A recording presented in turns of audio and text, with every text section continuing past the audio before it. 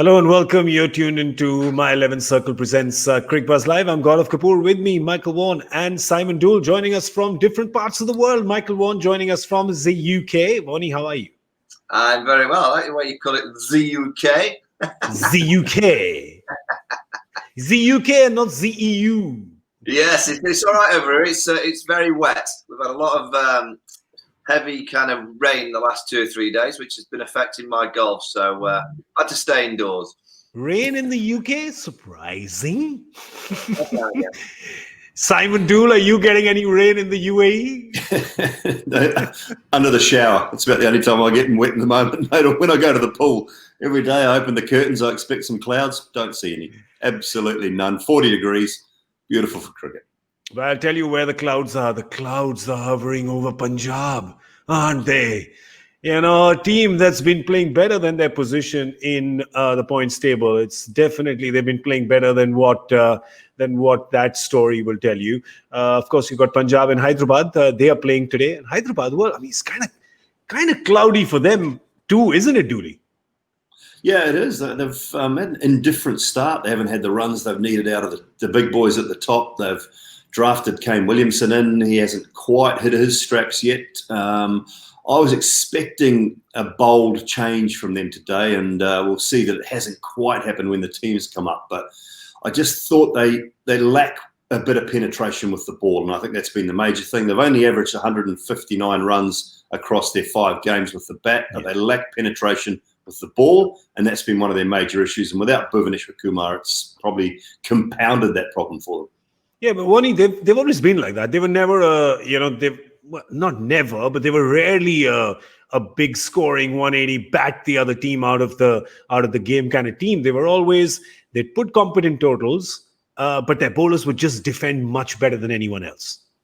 Yeah, I think that's been an issue for them. I mean, the batting is one thing, not getting the big enough totals, but I always look at the Sunrise over the last few years. I'd describe them as being very streetwise, particularly in the field. Yeah, Bhuvaneshwar, Rashid Khan and co. Tom Moody as the coach. You kind of knew you were getting a streetwise team. There's been change in the obviously coaching department, and 1 or 2 players just have lost a bit of form, bit of confidence. Bhuvaneshwar Kumar is a massive loss because he's the tone setter. They've got the tone setters at the top with the bat in hand with Bairstow and Warner. They're lacking that tone setter with the ball, so I think that's costing them quite heavily. Let's have a look at the points table and see where exactly these teams are. For Punjab, obviously, all the teams need to win. But when you have won just 1 out of the 5 you've played, you need it just a little more desperately than Hyderabad, who also needs it, because otherwise they become 4 points out of 6 games, and that's when the pack on top starts separating from the pack in the middle, who starts separating from the pack towards the end, and none of these teams want to be there. And Dooley, the thing with Punjab is it's really strange. For 15 overs of the game, right, batting or bowling, they really are a top team. Somehow they end up controlling 75% of the game, and it's the back 25 that's losing it for them on both occasions with bat and ball. Yeah, they can't close it out, and KL mentioned that at the toss, and they're just unable to close the game out either with the ball or with the bat. We saw them, get Rahul or Tiwatiad, whatever you'd like to call them, when Sheldon Cottrell went around the park at Sharjah. We've seen them unable to close the game out with the bat. And it just, they had number 1 and number 2 for the first 3 games, I think, in the run scorers. And now they've still got 2 in the top 5 of leading run scorers. But that's kind of it. And then you had Mohammed Shami doing a great job with the ball. Cottrell was okay early on, but he's gone off the boil a little bit. And they just haven't found that all-rounder. Jordan's been in and out, and Jimmy Neesham has been in and out. They haven't had enough value out of Nicholas Puran. So there's just, they've had good run scorers at the top. I really like what Shami's doing. I know he's not a real top draw death bowler, but what he does up front in general terms is brilliant. I mean, that's what you want from a quick bowler, but they just haven't got the other parts of the puzzle sort of in the right place at the moment. And whether they've even got the quality of bits to fit into that puzzle is maybe a question. Wani, as a captain, I want to ask you a question as a captain, right? Everybody goes through these spells where you're playing well, but you can't close the game out, right? What happens to a team morale at that point in time? Well, I'd question whether they're playing that well. personally. I think they're playing okay. The most important aspect of leadership is the last 20% of getting your team over the line. And particularly the game against Mumbai Indians, I thought the tactical side of what the Kings 11 delivered was really poor. Bowling spinners at the depth to the likes of Pollard and co. You've got your mindset wrong when you get into that stage. You only have to look at a couple of days ago. Rightly or wrongly, Rajasthan Royals kept Jofra Archer back to bowl at those power hitters for the Mumbai Indians. So you could see tactically that they were trying to deliver something that the Mumbai Indians power order wouldn't want to see in those last 6 overs. The Kings 11 went the other way. They just gave them a nice plate of meat and whatever they wanted to eat, and so there you go, smack it into the stands and get a formidable total. They're playing all right. I think if you actually look at the team, individuals are playing okay. But T20 cricket, as any format, you have to get the team playing. You have to get the team operating, partnerships working. And there's just not been enough combinations that have been working well enough for them across the 40 overs. There's only one combination that's working for them. We'll get to that in just a second after we show you the team. Let's have a look at the Punjab team, because the Punjab team does have some changes. We're just going to pull that up on the screen for you. There you go. Mujib, wanted Mujib to come in. Mujib is here. Arshdeep, the seamer, comes in. Prabh Simran Singh comes in. Duly wholesale changes. Yeah, wholesale. I thought they'd bring Mujib in for Sheldon Cotterill, to be honest, and then try and get Ishan Purell or someone like that in as another quick bowler. They've gone the other way around. They've brought Mujib in for Jordan. So they've left an all-rounder out. They've had to pick then Prabh Simran Singh, who is a batsman, takes over from Sarfaraz. He hasn't been in great form. So they've just gone a different way about it. You need to see something from Sheldon Cotterill, though. The good thing about Mujib is he can take that new ball, and he is able to do a job at pretty much any stage during the game if required. So you know he's in decent form. He had a pretty good Caribbean Premier League. You just want some point of difference. 16 wickets in the Caribbean Premier League, and he was under 6 and over, which it sounds great, but a lot of the good spinners were under 6 and over in the CPL because the tracks were a bit dry, and it wasn't. I don't think it was the best CPL we've had, just because it was all played in the one venue. Yeah, let's have a look at the Hyderabad team now and see what David Warner has done with that team. Of course, you know, there is no Bhuvneshwar Kumar for the rest of the tournament, but they've just gone and made the one change. Siddharth Kaul misses out, and Khalil Ahmed comes back in, which means they've got the 2 left-armers that are bowling today, Warnie. But they've stayed with the same team because I think they don't have Punjab's problem of not getting anything from the middle order. Yes, they're not getting much, but a couple of games, the young brigade of Priyam Garg and Samad and Abhishek have stood up and got counted a bit, at least, definitely a lot more than Punjab's middle order has. Yeah, but you always look at the Sunrisers and you just look at that top 2 and think, if you can just get rid of Warner and Bairstow inside the first 6, it's a side that you'd fancy playing against. But this team that's very streetwise. You know, they do fancy defending anything beyond 160. They're not the kind of side I look at and think 220 as a batting unit. I don't think they're that kind of team that could get that massive score. And especially but Warner and Bairstow have not really been sort of lighting things up in this tournament so far. They've been you can never call these two their quality. You can't call them off the boil, but comparatively, right? This is not the boil, Warnie, that the Sunrisers want from these 2 guns. No, and it's the balls that they've faced as well. That they're not coming out and being explosive. They're just playing quite conventionally, and maybe it's because they've not got the kind of confidence of that middle order being able to come in and play the innings that some of the other teams have. So they're playing a little bit more circumspect. What you want as an opening partnership in T20 cricket is the freedom to go and really be explosive. We've seen that with Johnny Bairstow for the last few years in the England white ball team. David Warner's not been in great form. We saw him here in England against England in the one-day series. Jofra Archer had him on toast. And I just wonder, the time out of the game, not playing a great deal of cricket, it might take David Warner just a few more games to really get into his stride. But it's quite an easy tactic when you face the Sunrisers. You've got to face Rashid Khan well as a batting unit, and you have to try and dislodge the opening partnership. If you do that, you've got a great chance of beating them. But Dooley, we were talking about this earlier, right? You can either say that Warner is having to play that way because he's not getting much out of his middle order, or we can just say, wait, hang on, that sounds like an excuse. He's actually not looking that great. So which one is it, Dooley? Yeah, it's a bit of both. I did ask him that at the toss the other day in Sharjah, where I think the game I did, when I said, look, does the confidence of the two youngsters in the previous game mean that you can play a little freer at the top of the order? And he said, I've always been the same. I've always taken it, the same. We knew they had the ability. Now, I didn't totally believe his answer, I've got to say. I thought he was just maybe covering a little bit. He wasn't sure whether they could do it in a game situation. They know that they can now, that middle order, the youngsters and Garg and Abhishek, but David Warner still hasn't been at his free and easy best. And, that's a real problem for them. Williamson's not going to hurt you like a Warner is. He'll be good enough to get 130, 140 strike rate at the back end if he bats for long enough, but he's not going to really punish you like a Bairstow or a David Warner. And that's what they need. That's what they lack, because without that quality of bowling that they've been so good at in the past, I think they need another 25 on their score. So they can't be that 155, 160 team. They need to be a 175, 180, 185 team. And for that, they have to get more boundaries. By the way, Simon Doull, I don't know if we believe anything that happens at the toss, because last night when we ended the show, you told us you were going to be at the toss today. So I don't even know what to believe anymore.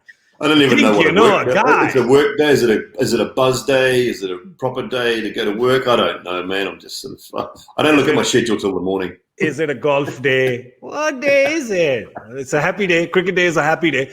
Will it be a happy day for Hyderabad? As we're talking about how they've got to turn their mindset from a 155 to 175. That means they've got to get more 4s and 6s. And Vaughan, they just aren't getting enough of them. Enough for them? Well, they're lagging behind. They're lagging behind quite solid, aren't they, when it comes to the 6s? Hang on. Is Mumbai at 61 6s? Just a second. Yeah, 3 times more. 3 times more. That's insanity. Hyderabad. They're averaging 10 a game, Mumbai.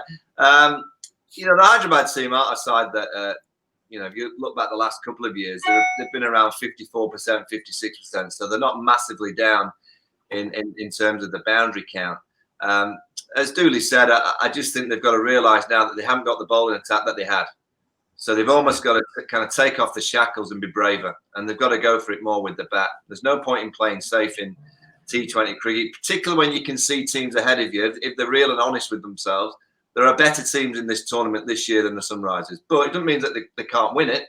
But I just think they're going to have to play a little bit riskier and a little bit braver with the bat in hand to try and get that 180, 190 score. Because, 155, which in the last few years, they've had the bowling attack to defend. They've had the kind of buzz and the confidence to do so. I just don't think it's going to be enough this year. So they've just got to be a little bit braver with the bat in hand.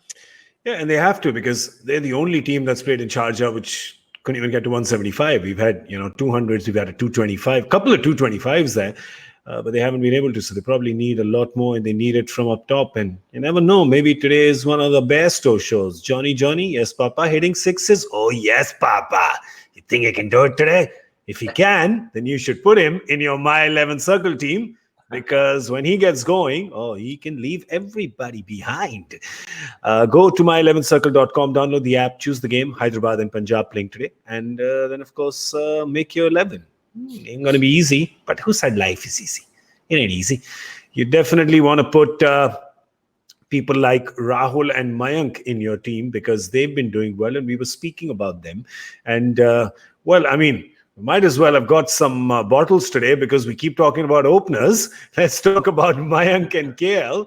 They've been getting all the runs, but the problem there, Dooley, is that nobody else is. The delta between these two, number 1 and number 3 in the orange cap ratings, their next entry from their team is Nicholas Pooran at number 28. Only the Mumbai game, you can see they're 3rd, 4th on your list, where they didn't quite dovetail. I mean, a 17 and a 25, the only two you would say relative, failures, I guess.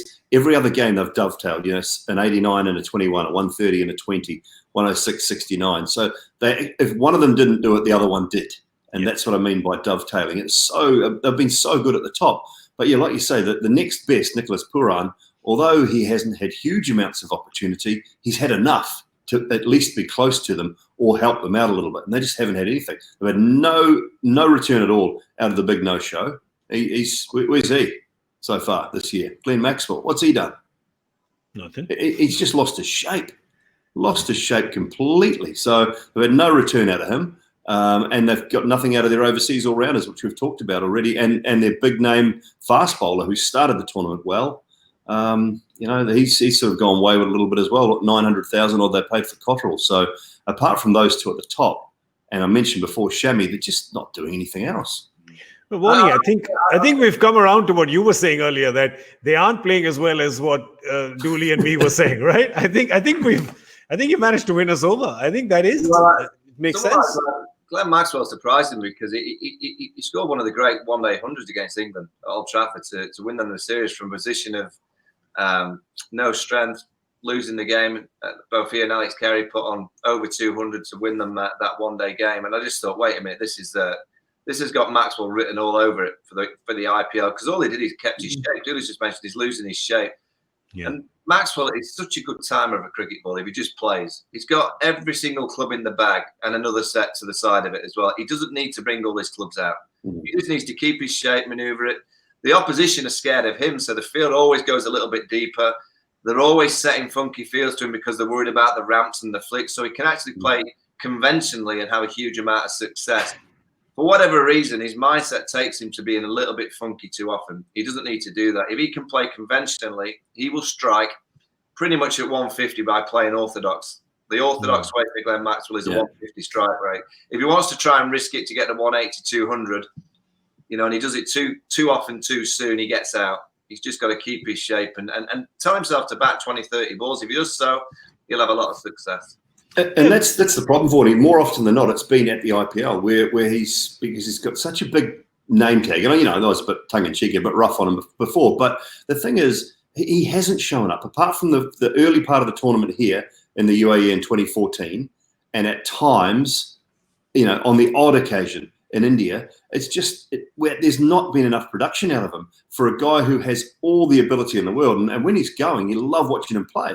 But it almost like the pressure of the IPL gets to him when he comes here. And no matter where he's been, he hasn't had an absolute stellar year and a breakout year for a guy who has had opportunity after opportunity and because those 5 scores every year. Yeah, that score, that phone number that you have over there, not too many would get a 6th chance after that, Bonnie. No, I mean, it's consistently average, isn't it? Yeah. That's the truth with that. That's exactly it. He's got all the ability. You've got the highest score is barely into the teens, right? Yeah, barely. He's a brilliant fielder. He bowls very, very handy off spin, particularly to left-handers. To right-handers, they can get at him, but to left-handers, he's very, very dangerous. He saves 5 or 10 in the field. He can take the brilliant catch. If he can just get his level of batting up to a more consistent basis, he's a gun. He's called the Big Show for a reason. That he has in the past been the Big Show. At the minute, he's the no show. He needs to get back to the Big Show. Yeah, any show. We'll take any show right now. We need entertainment so much all over the world. We'll take any show right now. So just begin with just any show and then graduate to the big show. Right, let's have our boost stamina meter up now. There's a lot of people who've been expending a lot of energy. And the UAE can really sap you. There you go. We've got Shreyas Iyer there when we're talking about Shreyas Iyer. We've got David Warner. We've got Rishabh Pant. We've got some of the usual suspects. And who are we focusing on today? Let's have a look. Let's flip and we'll get Simon Doull to talk about him. We're talking about T. Natarajan. The left arm has overall rating of 66.8. He's taken 5 wickets in 5 games. Pretty handy. Bowling an average of 8 dot balls per game. Remember where he's bowling a lot in the end as well. And he's what's the secret, Doull? Is his Yorker coming out good? Is it the line, the length? What's challenging people towards the end facing him? He's got very good variations. I think that's one of the keys to him. He bowls a nice slow ball that actually does grip and leave the right-hander, so it makes him difficult to get to the leg side. If you're going to hit Natarajan as a right-hander, I think your best possible scenario is to get back in the crease and look to hit him cover point, even third man if they bring that one up.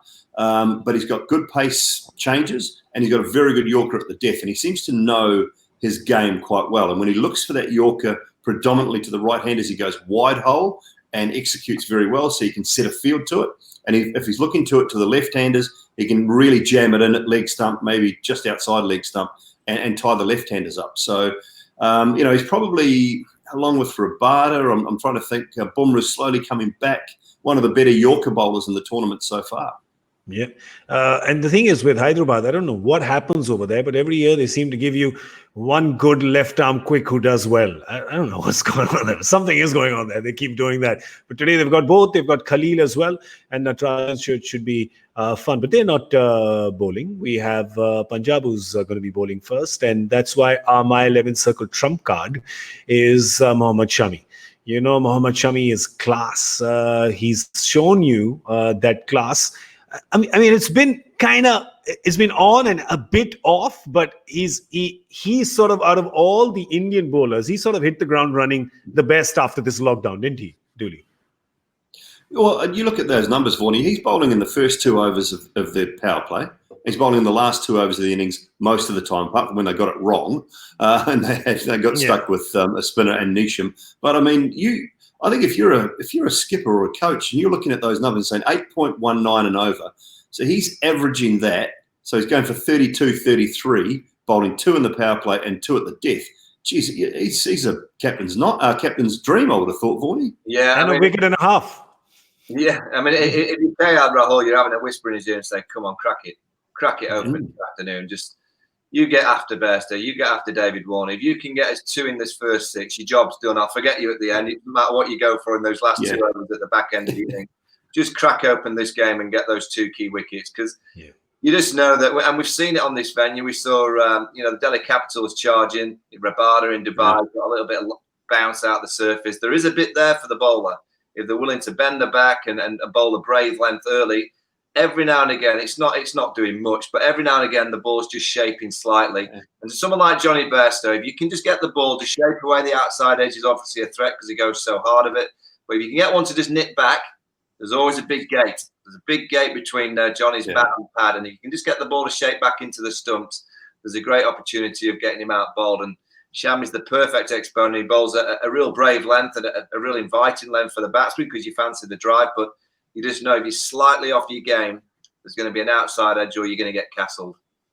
Punjab's got to be thinking about this attacking. Yes, I know it's very difficult to ask that psychologically of a team which is, lost 4 and won only the single game. But Dooley, they have to do that because they have to look attacking and not think, it doesn't matter even if you get these 2. And if you tell Shami to go, listen, man, you give me these, I don't even want the other 2 overs from you, right? Just give me everything you have in the power play and crack it open, like Warnie's saying. Yeah, and obviously Cotterill's been that's been his best time of the game, has been the start of the game. So he's getting a little bit of shape. He's got the ability to take the ball away from David Warner, back into Johnny Bairstow's pads, exposing that LBW as well. So, I mean, I've been a big fan of Mohammad Shami. I know after a few troubles in his personal life and he was a little bit overweight. He admitted that when he came back, and he made his comeback in New Zealand in that series down under, going over a year ago now. And he just took off. From that moment on, he's been fit, he's been strong, he's bowled really good pace, and he's probably, I don't know there's many better seam positions in world cricket. It just comes out absolutely perfect, and I just love watching him bowl. And when he's cranking it at 145, he's very, very difficult customer. Yeah, well, if you see a Mohammad Shami show, or will you see a Johnny Bairstow and David Warner show? Whatever it will be exciting to watch for sure. But will it be as exciting as our Joy Factor question? I doubt it. Mate. Have a look yourself. We'll have to read it. Do you think Dooley will be a letter? It is a letter again. He's done it. Oh, it is. It's another essay. It's an essay. Are you going to read it? Should we go half? I'll start and then you take over. You go to Matthews. 19th over of an epic game in this tournament. Bowler to Manish Pandey, single to sweeper cover, bowler to Angela Matthews.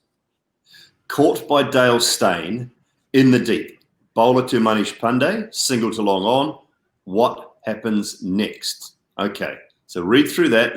He's going through an over and each ball by ball. What happens after the bowler bowled to Manish Pandey and he scored a single to long on? Get your answers in. Hashtag Cricbuzz Live. Angelo Matthews and Dale Steyn in the same team?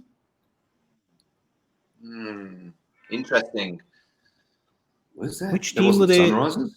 No? Was this when Manish Pandey got his 100? He got the first 100 ever in the tournament. Was that then? No. You should have seen Michael Vaughan's face just as we finished the question. He was into his screen, and when we finished, he was like, forget it.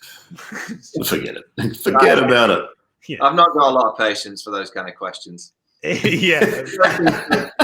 Yeah, just out of the park. Just ramp it up over the keeper's head. But I tell you, somebody's probably already done that. And if you haven't, then hashtag Cricbuzz Live, send us a tweet, and we would love to see if you get the answer correct. One of us three will be getting the answer correct, because we will be guessing how many Hyderabad will be getting, because they're batting first. This is for our My 11 Circle badge of honor. I've got Michael Vaughan in deep thought, analysis, numbers, aligning the stars, throwing a dart, he claims. 180. 180. Oh, go big, huh? Now, there's significance to that, because in the Hyderabad sort of hotel, they have a very, very sharp darts setup. And Kane Williamson and David Warner play darts, and they are both very, very good darts players. Really? 173. I'm not sure you knew that before you said that, but they are both very, very good darts players. So I've said 173 while you were telling us that story and distracted. Oh, okay. It's a good story. But I just rammed my car into the empty spot there. Yeah, okay. Where all right. are you, Dooley? Oh, dear me. I just don't know. I don't think it's their night again. I'm going to go low. They've averaged 159 in the tournament, so I'm going to say 159. Very good. Oh, 159, 173, and 180. How much? 180. 180 square. All right, great. So those are our guesses. Tell us yours again. Hashtag Cricbuzz Live. You can tweet to us. You can Instagram us. You can Facebook us. You can't TikTok us anymore, depending on which part of the world you're in. Telegram us. I don't know. Send us a raven. Just get the word to us, all right? We're going to see you at the end of the 10th over with Cricbuzz Combox. Thank you to Michael Vaughan and Simon Doull. Thank you, gentlemen, for joining us. I'm Gaurav Kapur. You were watching My 11 Circle presents Cricbuzz Live.